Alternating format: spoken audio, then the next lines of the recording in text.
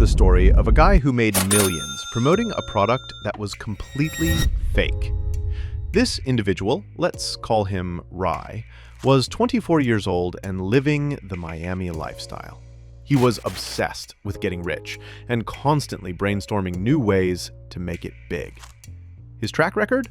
Pretty sketchy. He'd been involved in selling stolen prescription medications, and later convinced some friends to invest in a luxury car rental startup. The rental business actually showed promise initially, but these young entrepreneurs lacked experience and wisdom. They burned through their profits quickly, and the whole operation collapsed. Rye found himself back at square one, desperately searching for his next money-making opportunity. Then, in 2017, everything changed when one of Rye's buddies, we'll call him Sorbet, pitched a brilliant idea.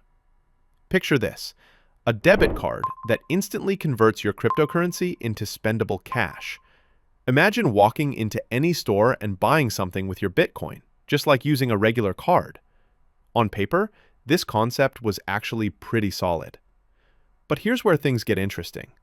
Rye, Sorbet, and their third partner, Farcus, decided to build an entire fraudulent operation around this idea. They faced two massive obstacles. First, they knew absolutely nothing about cryptocurrency or blockchain technology. Second, the specific tech needed to make crypto debit cards work simply wasn't available to them in 2017. But money was calling, and they were determined to answer. So, they crafted an elaborate deception. They established a company called Centra Tech, completely fictional from day one. They built a professional-looking website and listed themselves as the founding team. There's even a photo of the three of them dressed like legitimate tech executives who actually knew their stuff. To boost their credibility, they fabricated LinkedIn profiles claiming Harvard educations. They even invented a fake CEO for their fake company by literally searching "old white guy" on Google and using some random person's photo. Surprisingly, it all looked convincing. Their marketing strategy was simple but effective. Flood crypto forums and discussion groups with hype about their revolutionary company, hoping to attract investors. And believe it or not, people started putting money in. Not huge amounts initially, but enough to keep the scam rolling. Then, something unexpected happened. About a month into their operation, a well-known crypto influencer randomly endorsed their company.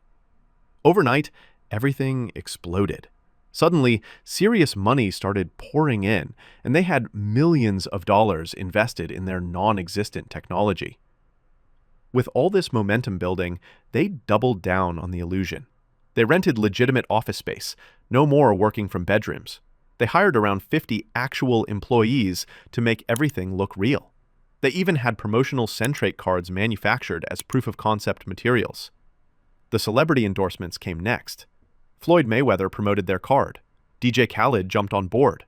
Each endorsement created more buzz and made their operation appear increasingly legitimate.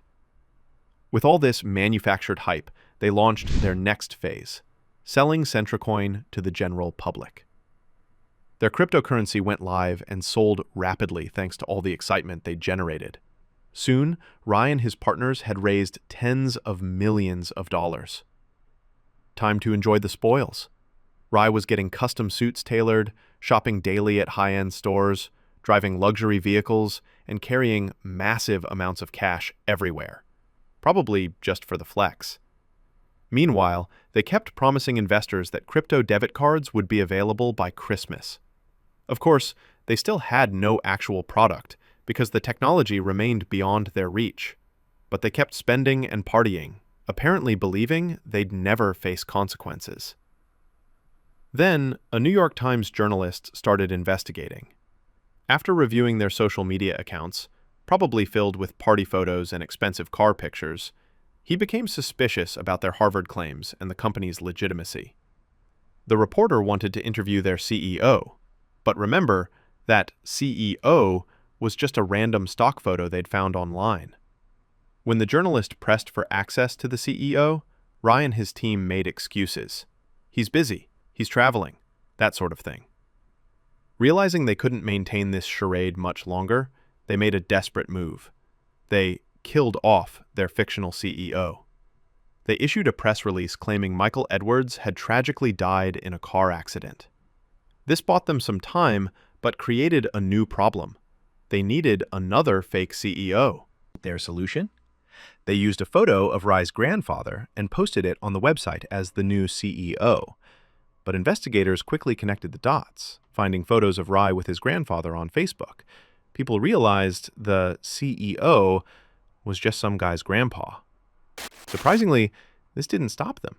They had employees develop a fake app for investor presentations, making their product appear functional. This generated another $15 million in investments. But their luck finally ran out. The New York Times article was published, exposing their criminal backgrounds and making them look like the fraudsters they were. Around this time, the Securities and Exchange Commission officially launched a federal investigation into Centra Tech. Panic set in. Within a month, they'd laid off most employees. The partners turned on each other and began draining the company's bank accounts. But eventually, justice caught up with them. Rye was arrested. Here's his actual mugshot. His partners faced the same fate. During legal proceedings, Rye took a plea deal and testified against his co-conspirators. Sorbet received an 8-year prison sentence. Farcus got 1 year, and Rye, because he cooperated with authorities, avoided prison time entirely. And that's how 3 guys from Miami almost got away with a multi-million-dollar cryptocurrency scam that fooled investors, celebrities, and the media. Absolutely wild.